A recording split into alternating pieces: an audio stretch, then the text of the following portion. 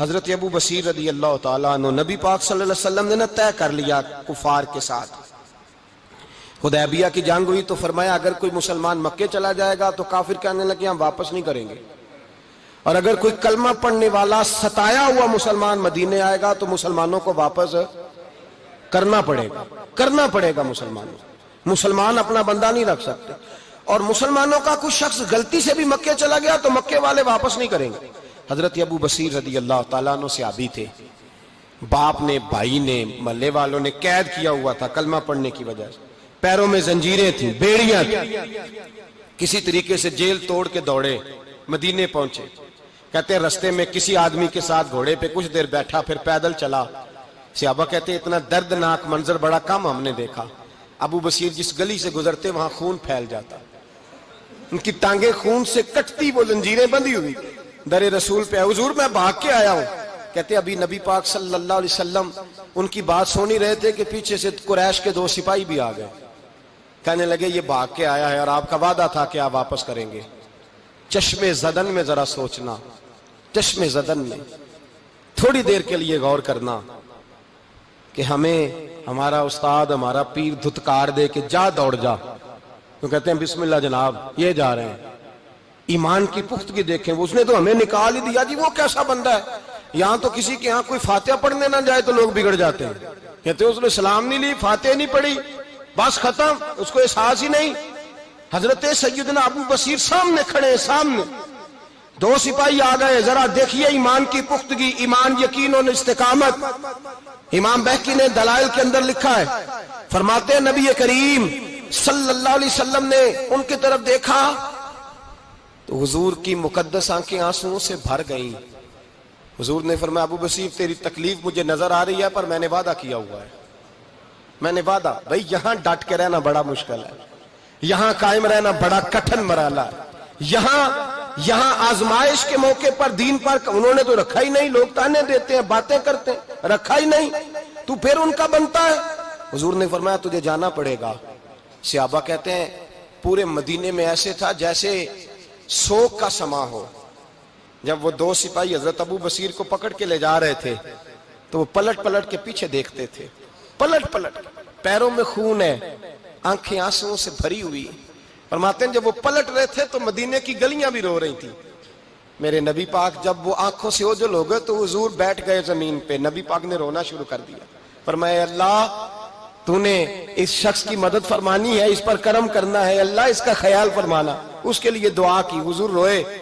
حضرت ابو بصیر باہر نکلے تو وہ جو کافر تھے نا وہ کہنے لگے تو بڑا بنتا تھا ان کا، انہوں نے تجھے رکھا نہیں، تجھے رکھا بھی نہیں. تو حضرت ابو بصیر نے تھپڑ مارا منہ پہ. کہنے لگے میں وہ نہیں جو تھوڑی سی بات سے بدل جاؤں. ایمان، یقین اور استقامت کی دولت ملی ہوئی ہے. آپ فرمانے لگے میرا تو ایمان اور پختہ ہو گیا ہے کہ میرا نبی اپنے وعدوں کا بڑا پابند ہے، میرا رسول اپنے وعدوں کا بڑا پابند ہے. حضرت ابو بصیر کہتے ہیں مدینے کی سرحد گزر گئی تو میں نے کھینچی تلوار ان میں سے ایک سپاہی، اب آؤ میرے مقابلے میں جس نے آنا ہے. ایک کو مارا، دوسرا بھاگ گیا. فرماتے اب میں مکے جا نہیں سکتا تھا، جاؤں گا تو وہ زیادہ ماریں گے. مدینے حضور نے قبول نہ فرمایا. فرماتے ایک جنگل میں جا کے العیس نام کی ایک بستی تھی، وہاں ڈیرا لگا لیا. دریا کے کنارے پانی پی لیتا، پتے کھا لیتا. تن تندور ہڈاں دا بالن تے اسی ہاواں نال تپایا. کپ کپ مکیاں پیڑے کیتے تے اتوں صبر پلیتھن لایا. تن دی ہانڈی تے من دا سالن اتے لون صبر دا پایا. غلام فریدا وے میں ساری تیری، غلام فریدا وے میں ساری تیری، تینوں وجہ یقین نہیں آیا. فرماتے سالوں پتے کھائے. اب جو بھی وہاں سے تنگ ہوتا وہ میرے پاس آ کے پناہ لیتا. جس کو مکے والے مارتے میرے پاس آ کہتے تانے دینے والے آ کے کہتے ہو تم کس طرح کے نوکر ہو، تمہیں تو انہوں نے رکھا ہی نہیں. ہم نے کہا چپ کر جا، وہ ہمارے آقا ہیں، وہ ہمارے آقا ہیں. رکھیں تب بھی ٹھیک ہے، نہ رکھیں اللہ اکبر. ایمان دیکھو، قوت دیکھو. جیڑیاں خصماں دی وچ رضا وسن بھاگ جاگ جاندے انہاں گولیاں دے تے میں گڈی ہتھ ڈور سجن دے. او جنج رکھے اونج رہنا ہے، واجب نہیں جے وچ شریعت مندہ خصم نو کہنا. فرمایا بس ٹھیک ہے، جس طرح حضور راضی ویسے ہی ہم راضی. حضرت ابو بصیر رضی اللہ تعالیٰ عنہ کے پاس 300 صحابہ کٹھے ہو گئے.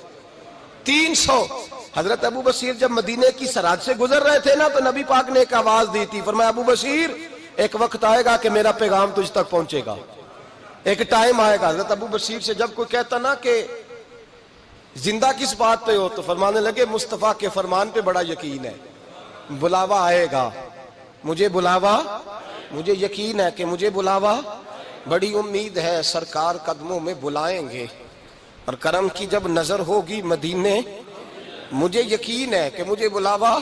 حضرت ابو بصیر رضی اللہ تعالیٰ عنہ فرماتے ہیں کہ وقت گزرتا گیا، 300 لوگ کٹھے ہو گئے۔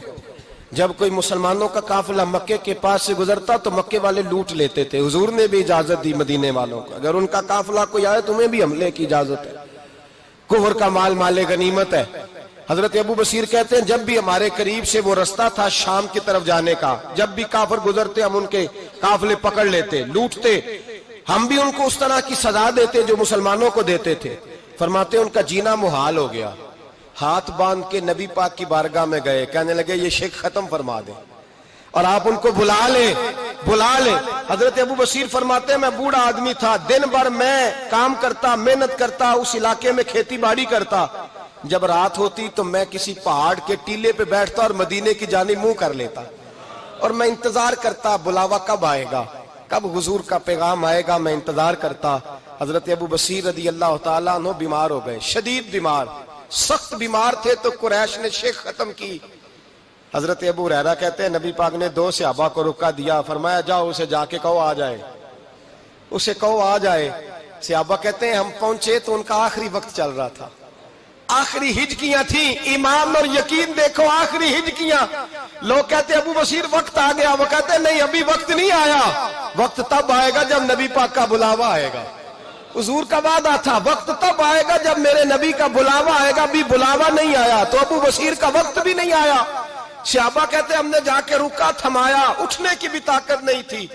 جب حضور کا رکا لیا نا تو دونوں یوں مٹھیاں بند کر لی، گویا جھوم جھوم کے نعرے لگانے لگے آؤ دیکھو میرے نبی کے وعدے کتنے سچے ہیں، آؤ دیکھو حضور کے وعدے، چومتے حضور کا نامہ، سر پہ رکھتے، سینے سے لگاتے، اور کہتے ہیں پھر بلند آواز سے کلمہ پڑھنے لگے، کہنے لگے حضور میں حاضر ہوا، یا رسول اللہ میں آیا، کہتے بلند آواز سے کلمہ پڑھا اور ان کی روح پرواز کر گئی، ان کی روح پرواز کر گئی۔ نبی رحمت صلی اللہ علیہ وسلم کے غلاموں کا یقین، اعتماد اتنے اعلیٰ درجے کا، کمزور مسلمان، دائیں بائیں دیکھتا مسلمان، کفر کے وعدوں پر اعتبار کرتا، یہودی عیسائی اور سکھ کے وعدوں پر اعتبار کرتا، دنیا دار ٹھگ اور چور کے وعدوں پر اعتبار کرتا، یہ رب کریم کے وعدے پر اعتبار نہیں کرتا، یہ اللہ رسول کے ساتھ اپنی توجہ کو مبذول نہیں کرتا۔ میرے رسول کریم سید عالم صلی اللہ علیہ وسلم کے غلاموں نے اعتماد کر کے، یقین کر کے ہمیں بتلایا ہے کہ جب تیرے پاس یقین کی دولت ہوتی ہے پھر تو دنیا کا طاقتور آدمی ہوتا ہے، جب تیرے پاس ایمان کی قوت ہوتی ہے تو دنیا کا سب سے مضبوط شخص ہوتا ہے۔ اپنے آپ کو مضبوط کریں، اپنے اندر ایمان کی توانائی پیدا کریں، یہ جھوٹے وعدوں پر، جھوٹی تسلیوں پہ اپنے آپ کو زندہ نہ رکھیں، نہ دیکھیں دائیں بائیں کیا ہو رہا ہے، توجہ سیدھی اللہ رسول کی جانب رکھیں، مضبوط ایمان پیدا کریں، تگڑا دانائی والا۔